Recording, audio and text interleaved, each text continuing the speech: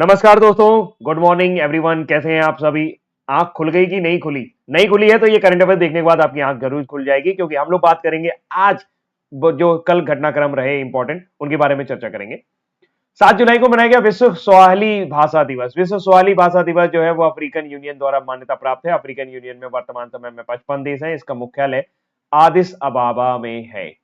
आदिस अबाबा किस देश की राजधानी है? इथियोपिया की राजधानी है।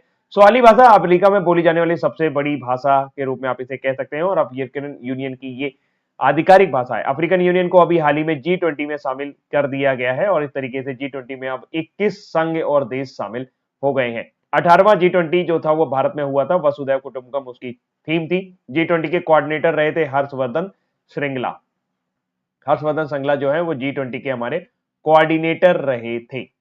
इसके बाद आप बात करें कि हमारा जो ये 7 जुलाई को क्यों मनाते हैं, क्योंकि इसी दिन जूलियस नाइरेरी, इनका नाम जरूर याद रखिए, काफी इंपॉर्टेंट नेम है ये। अगर आपने नहीं सुना हुआ है तो जरूर सुनिए। जूलियस नाइरेरी जो है ये तंजानिया, जिसको पहले हम लोग तंगानिका कहा करते थे, उसके पहले प्रधानमंत्री और राष्ट्रपति रहे हैं। और इनको पहला गांधी शांति पुरस्कार दिया गया था। पहला गांधी शांति पुरस्कार किसको दिया गया था? जूलियस नायरेरे को दिया गया था गांधी शांति पुरस्कार। गांधी शांति पुरस्कार में आज की डेट में 1 करोड़ रुपए दिए जाते हैं। 2021 का गांधी शांति पुरस्कार गीता प्रेस गोरखपुर को दिया गया था। गांधी शांति पुरस्कार की शुरुआत 1995 में की गई थी। नीरज चोपड़ा पेरिस ओलंपिक में भारतीय ट्रैक एंड फील्ड दल का नेतृत्व करेंगे। भारतीय एथलीट की बात की जाए तो एथलीट ग्रुप में भारत की तरफ से 28 लोग जा रहे हैं, जबकि ओवरऑल 111 मेंबर का टीम जो है वो आपका पेरिस ओलंपिक के लिए जा रहा है। पेरिस ओलंपिक जो है ये दुनिया का 33वां ओलंपिक है, लेकिन भारत की एंट्री की बात की जाए तो भारत 19वें ओलंपिक में पार्टिसिपेट कर रहा है। भारत ने पहली बार 1920 में पार्टिसिपेट करा था। 1920 में भारत जब ओलंपिक में गया था तो पूर्णा बनर्जी भारत के फ्लैग बेरर थे, यानी कि उन्होंने झंडा उठाया था भारत का। इस बार 33वें ओलंपिक में हमारे अचंता शरत कमल जी जो हैं वो आपका झंडा उठाने वाले हैं। अचंता शरत कमल जो हैं वो आपका झंडा उठाने वाले हैं, यानी वो फ्लैग बेरर रहेंगे। डीआरडीओ द्वारा भारत के अपने आधुनिक हल्के टैंक जोरावर का अनावरण किया गया है। जोरावर एक 750 एचपी हार्स पावर का कमिंस इंजन वाला टैंक है। ये हल्का टैंक है, मात्र 25 टन इसका वजन है, और इसका निर्माण एलएनटी और डीआरडीओ द्वारा मिलकर के किया गया है। डीआरडीओ के वर्तमान समय में हेड है एसवी कामत। डीआरडीओ का मोटो है बलस्य मूलम विज्ञानम। न्यायमूर्ति मुश्ताक और सचदेवा क्रमशः केरल और मध्य प्रदेश हाई कोर्ट के कार्यवाहक मुख्य न्यायाधीश नियुक्त किए गए हैं। मध्य प्रदेश में सी नागू अभी तक हाई कोर्ट चीफ जस्टिस थे, जिनको अभी हाल ही में आपका पंजाब एवं हरियाणा में चीफ जस्टिस बना दिया गया है। देश की पहली महिला जज जो हाई कोर्ट में जज बनी थी उनका नाम था अन्ना चांडी, और देश की पहली महिला हाई कोर्ट चीफ जज जो बनी थी उनका नाम है लीला सेठ। लीला सेठ हिमाचल प्रदेश में पहली महिला चीफ जस्टिस थी, जबकि सुप्रीम कोर्ट में जज के रूप में अपॉइंट होने वाली पहली महिला फातिमा बीबी थी, जिनका 23 नवंबर 2023 को निधन हो गया था। हाईकोर्ट हमारे संविधान में जो आर्टिकल है वो 214 से लेकर के 232 तक है। देश में सबसे बड़ा हाईकोर्ट जो है सिटिंग के मामले में वो इलाहाबाद हाईकोर्ट है। यहाँ पर 60 जज जो हैं उनकी सिटिंग है। 60 जज यहाँ पर, 60 जज की सिटिंग है यहाँ पर। सबसे कम जो है वो सिक्किम में है, मात्र 3 जज वहां पर बैठते हैं। भारत के राष्ट्रपति ने वीरता पुरस्कार प्रदान किए हैं। वीरता पुरस्कार की बात की जाए तो ये 2 कैटेगरी में होते हैं। एक होता है परम वीर चक्र, एक होता है महावीर चक्र, और एक होता है वीर चक्र। ये युद्ध काल के मेडल हैं, जो अगर युद्ध के दौरान दिए जाते हैं। ये सेना के जवानों को और पैरामिलिट्री फोर्सेस को ही दिए जाते हैं। जबकि शांति के समय अशोक चक्र, फिर उसके बाद कीर्ति चक्र, और फिर उसके बाद आएगा आपका शौर्य चक्र।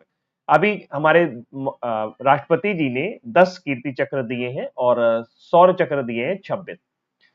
अगर बात करें परमवीर चक्र की तो देश का सबसे बड़ा वीरता मेडल है, और इसमें 21 लोगों को अभी तक ये दिया जा चुका है, जबकि अशोक चक्र अभी तक 58 लोगों को दिया जा चुका है। कीर्ति चक्र 400 से अधिक लोगों को दिए जा चुके हैं।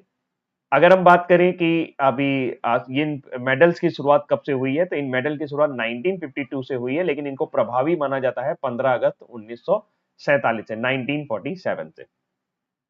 महाराष्ट्र को 2024 का सर्वश्रेष्ठ कृषि राज्य पुरस्कार दिया है, क्योंकि महाराष्ट्र में 123 परियोजनाएं चलाई गई हैं कृषि से जुड़ी हुई। पिछले साल सबसे बड़ा बांस मिशन भी जो है वो महाराष्ट्र ने शुरू किया था, इसलिए उसको सर्वश्रेष्ठ कृषि राज्य पुरस्कार दिया गया है। वर्तमान समय में महाराष्ट्र के मुख्यमंत्री हैं एकनाथ शिंदे।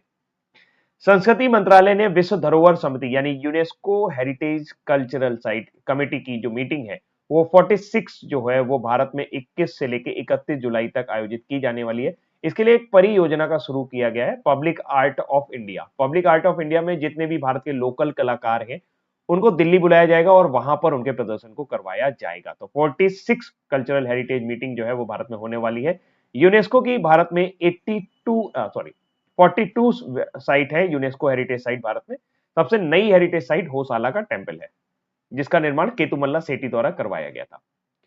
एलआईसी के अध्यक्ष सिद्धार्थ मोहंती प्रबंध निदेशक और सीईओ के रूप में एक बार फिर से नामित कर दिए गए हैं। एलआईसी का गठन 1956 में किया गया था। एलआईसी जो है ये गवर्नमेंट ओन कंपनी है और देश की सबसे बड़ी इंश्योरेंस कंपनी है। सिद्धार्थ मोहंती जो है वो उसके चेयरमैन बने रहेंगे 2025 तक।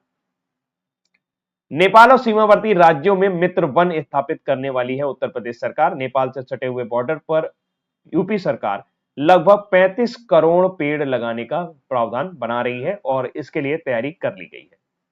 मध्य प्रदेश एक पेड़ मां के नाम अभियान 5 जून को इस बार पर्यावरण दिवस मनाया गया, जिसमें हमारे प्रधानमंत्री जी ने एक पीपल का पेड़ लगाकर एक पेड़ मां के नाम अभियान की शुरुआत की थी। ये अभियान मध्य प्रदेश सरकार ने भी शुरू किया गया है। तस्वीर में आप जो देख रहे हैं वो है मोहन यादव। ये वर्तमान समय में मध्य प्रदेश के मुख्यमंत्री हैं और इन्होंने इस अभियान की शुरुआत की है। दिग्गज अभिनेत्री स्मृति विश्वास का 100 वर्ष की आयु में निधन हो गया है। उन्हें आपने कई बंगाली फिल्मों में देखा होगा। और मर्सर की cost of living city ranking में मुंबई भारत का सबसे महंगा शहर है जो प्रवासियों के लिए है। मुंबई ओवरऑल विश्व में 136वें नंबर पर है। इस सूची में हांगकांग विश्व का सबसे महंगा शहर बताया गया है। तो ये रहे हमारे आज के छोटू से करंट अफेयर्स। उम्मीद करते हैं ये करंट अफेयर्स आपको जरूर पसंद आए होंगे। अगर आप करंट अफेयर डिटेल में करना चाहते हैं तो आप मेरे साथ डेली करंट अफेयर्स की क्लास में जुड़ सकते हैं, जो कि रात 8 बजे होती है। और यहाँ पर हम लोग काफी डिटेल में 45 से 50 मिनट के बीच में करंट अफेयर डिस्कस करते हैं। ये आपको हमारे डीसी ऐप पर उपलब्ध हो जाएंगे। उम्मीद करता हूँ ये करंट अफेयर्स आपको पसंद आए होंगे। अगर आपको ये पसंद आए हैं तो प्लीज लाइक जरूर करिएगा और ढेर सारे कमेंट करिएगा, क्योंकि जब आप कमेंट करते हैं तो मुझे वाकई बहुत अच्छा लगता है। बाय बाय, टेक केयर, ध्यान रखिएगा अपना।